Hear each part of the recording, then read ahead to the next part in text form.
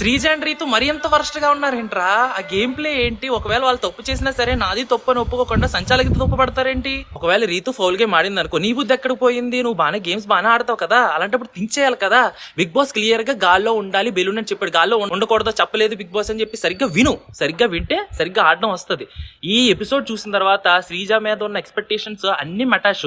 నువ్వు మారింది అనుకున్నాను కానీ మరి ఇంత మళ్ళీ వర్ష కింద వెళ్ళిపోతుందని నేనైతే అనుకోలేదు.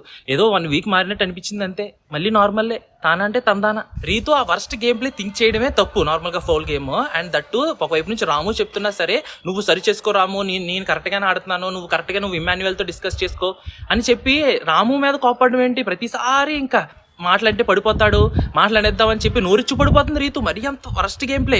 అండ్ శ్రీజ అయితే వరస్టోభ్య నిజంగా.